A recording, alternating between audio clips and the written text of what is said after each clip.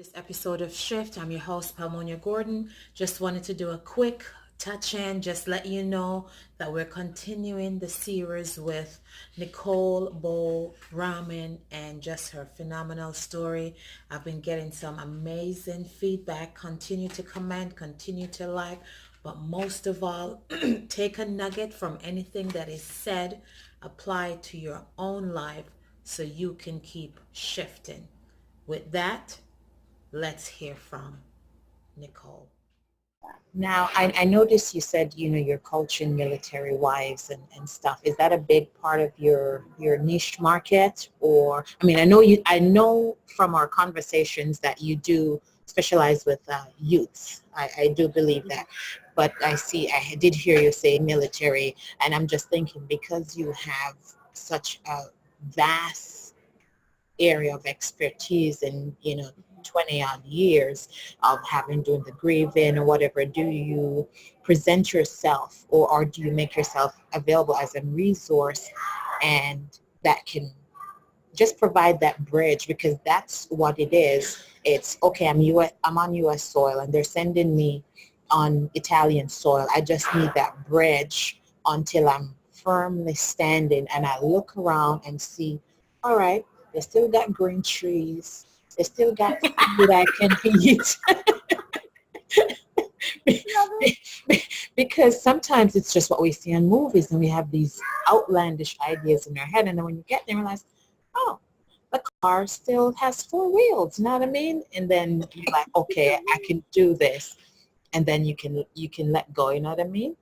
Yeah, you're very real with some of what you're giving, by the way. We're laughing about it, but I've had spouses actually, oh my gosh, I thought they wouldn't have water here. You just self, no, I'm being very real with you.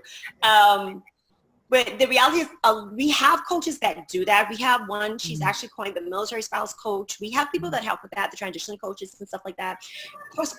Personally, the spouses that I have helped, they have been more the entrepreneur spirit. How do I do this overseas? Okay. How do I, how do I navigate this world as far as that's concerned? So I've kind of narrowed it a little bit all the way, a little bit more down.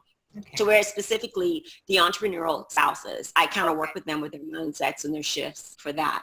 Yes. Yeah, that's the word, the shift, right? I saw that. I said it and I went, oh. I love it. It's amazing how once you get into something, now when I see like, oh my God, that it just like, now it just pops, like literally like, oh yeah, that's a shift. The shift and the order. Okay, so now we're going to move into a little bit of a murky water, but it's good. I'm talking about the health, right? I know you have what do you say? It's an autoimmune? The autoimmune disease is called Crohn's disease. I actually have Crohn's. I actually have the combination of Crohn's colitis. The two IBD diseases out there is Crohn's or ulcerative colitis. I have both. Wow. Oh my. Yes. So they call it Crohn's colitis. Is that a greed thing and you decide you had to have it both, or you said, okay, volunteers, and you go, all right, you know what, Lord, just give me both. Let me take it. Let me take this on because my friends tease me about it all the time. They go, Nicole, your personality is larger in life and you do everything larger in life. So I guess, it just transfers to go big and go home. Absolutely. So it's just, but definitely that was one where, because the first time I went in, they were like, well, this test is saying colitis, but then the doctor was like, but when I look, I'm not understanding. And then they kept dancing back and forth. And then finally one doc came and he said, love, I don't know how to tell you this, but you have Crohn's colitis. Like there's no more dancing back and forth. This is what it is. Just say it to the doctors when you get there so they're not going back and forth every time you move and start over. So yeah, most definitely. Okay, so what does that translate to in English? So that for people who are, and I know with the colitis, something as simple as an orange could be the worst thing for your intestine. Because I know I have a young lady when I deliver mail, and her challenge was there was a medication that she could get for it, but the process is you have to eliminate A to Z, and then when you're at zero and you're about to go kaput, then we go, okay, let's give you this one because we know it works.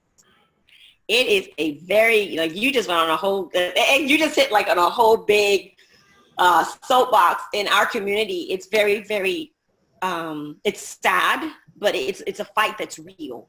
We are at the point where, because of all the insurances and all this, their rules and all that, they literally will have you go through, like you said, you have to go through A to Z medication. You have to fail each one of those and consistently get ill, more and more ill, before they will sign off and say, oh, the $15,000 med will go ahead and give that to you. Because, the thing about it is the medications you're talking about, these medications are $15,000 an injection or $30,000 an infusion. So of course, the insurance company is going, whoa, can we give them the $150 pill first and see? Yeah. So it's sad, but it's a real fight. A lot of people are fighting. I belong to a lot of support groups online. I used to belong to one offline in Hawaii. I need to find one here because I've just recently moved here. But we sit down and you talk and you listen to the stories, and there are people that they can't work. They're debilitated. You cannot function. Now, a breakdown of what does that translate to? The disease can affect you from mouth to anus. And it's with the immune system attacking you. So the immune system just feels like the tissue in your mouth, your stomach, your small, something's wrong with it, and it just starts working on it. Well, it creates all these ulcers, and it just starts to eat it down, and you start having the pain and all this stuff. It also has what they call external manifestations. So what also happens with the disease is your vision can change. It can affect your eyes. It causes severe joint pains. Some people gain weight. Some people lose weight. For myself, this last run, I was in a really bad flare last year. My hair was falling out in clumps because of the malnutrition.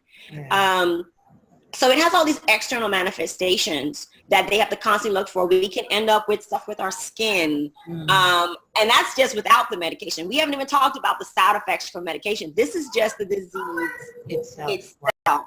Wow. Chronic fatigue. People are exhausted all the time. Wow. Do you ever get so bad that you've had to be hospitalized and put on IV?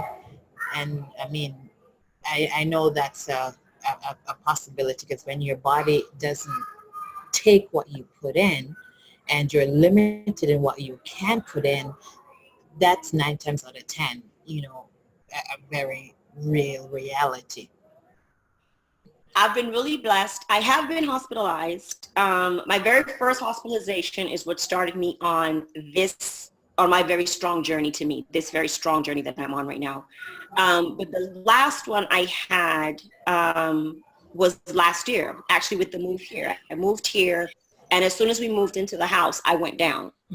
And I've been very blessed. We've been close to having to put me on what they call TPN, which is the food that they have to actually put straight into the stomach or give you a tube through your nose. Wow. I've been very blessed. I've been close, but we've never had to go that route. But I have been on IV. I've had to be in hospital for long stints of time. I actually was hospitalized both September and November of last year because I just wasn't coming back as quickly. And it's a painful stay, more so because you're going through a lot of exams. They have to check out all the external manifestations, make sure your liver is still functioning, your kidneys, so you're going through a plethora of tests. And so you're already exhausted. You can't rest, and we're trying to figure out, why did the last medication stop working? And should we even go with the next one?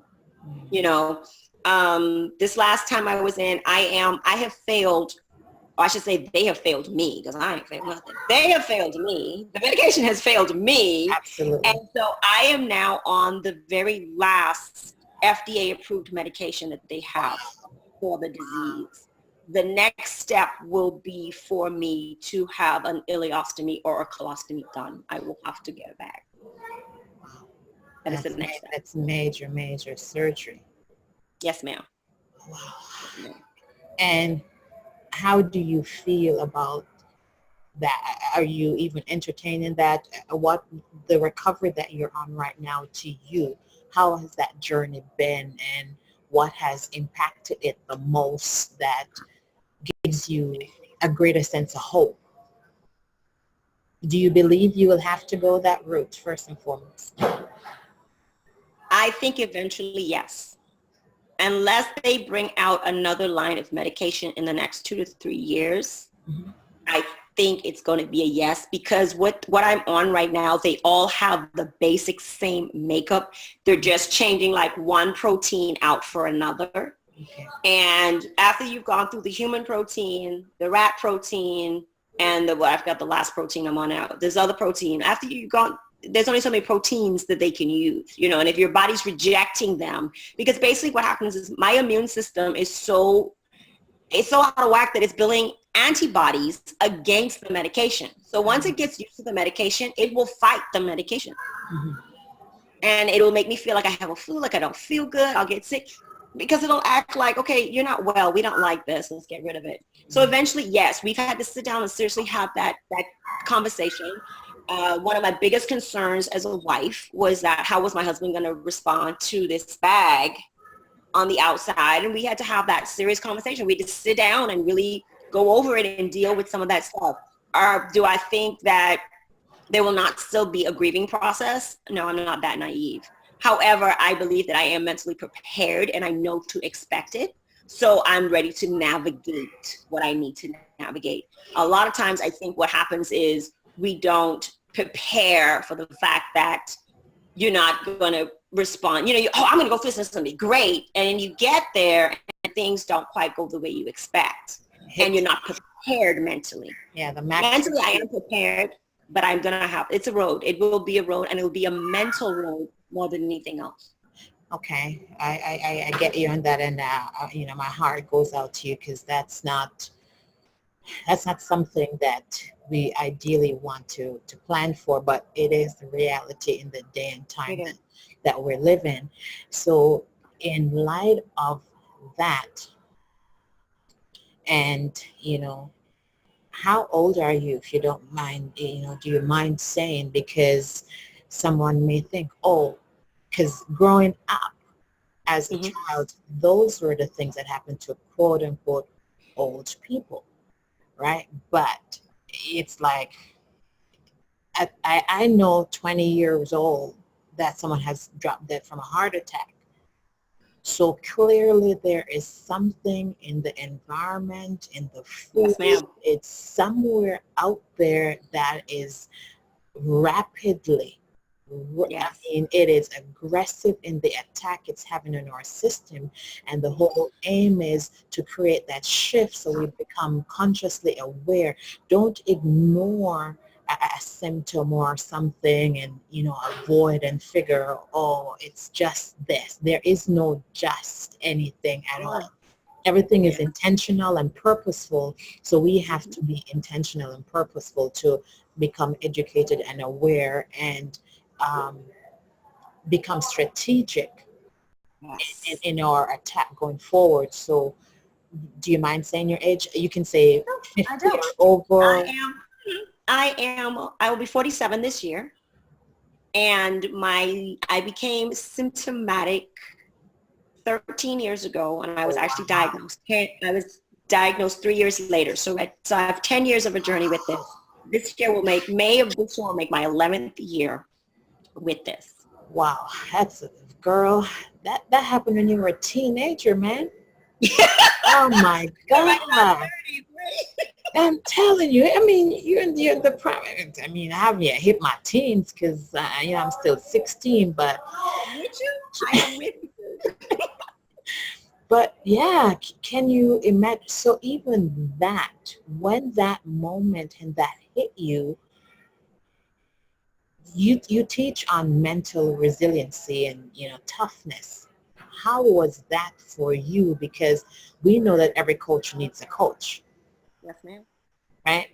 How did you weather that moment and that reality that, oh my gosh, this is not the flu, that give it chicken noodle soup and bed rest for a couple days and I'm back up and running. This is, I don't like that term, but it's kind of like getting Let's say married. chronic. Eh? Let's say chronic. It's reoccurring. It's chronic. No, my thought was till, you know, till death do us part, because I know what you were thinking. yeah, you know what I mean? And I know there's a way to beat this. I'm sure there's a way to beat it. Nation, thank you for stopping by and tuning in today's broadcast. This is your host, Palmonia Gordon. Just wanted to say a special thank you. And just a quick reminder that if you like the information that you got today, 2 thumbs up. Well, I'm not even asking for one. 2 thumbs up. Subscribe, like, leave a comment down below. Share the information with a friend, with a family member, with a co-worker, anyone you feel can receive some value from the information. And I encourage you that, like the second hand on the clock, you will keep taking tiny moves that will keep you moving towards your goal. I love you. God bless you. Thank you for stopping by, and see you again tomorrow. Have a good day.